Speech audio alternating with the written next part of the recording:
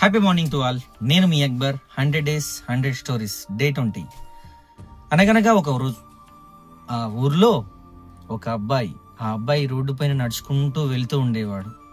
కానీ ఒక అబ్బాయిని చూసి చాలా బాధపడ్డాడు. ఎందుకో తెలుసా? అతను ఆలోచించుకుంటూ ఇంకొంచెం ముందుకెళ్ళాడు. అక్కడ కూడా ఇంకొక అబ్బాయిని చూసి ఇంకా బాధపడ్డాడు. కానీ ఇతని లైఫ్లో మాత్రం ఎప్పుడు బాధపడేవాడే. ఆ బాధ ఎందుకో తెలుసా?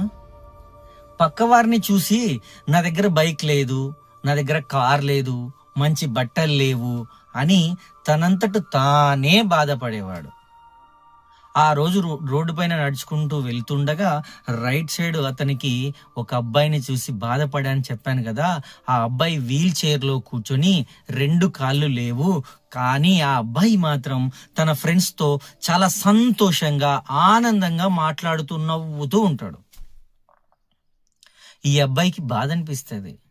అరే, నాకు 2 చేతులు ఉన్నాయి, 2 కాళ్ళు ఉన్నాయి, అన్ని సక్రమంగా ఉన్నాయి, నేనే ఇంత బాధపడుతున్నాను, తనకి 2 కాళ్ళు లేవు, తను ఎందుకు ఇంత సంతోషంగా ఉన్నాడు అని పోయి ఆ అబ్బాయిని డైరెక్ట్గా అడుగుతాడు. ఆ అబ్బాయి ఒక మాట అంటాడు, నేను బాధపడితే నా కాళ్ళు తిరిగి వస్తాయా? రావు కదా.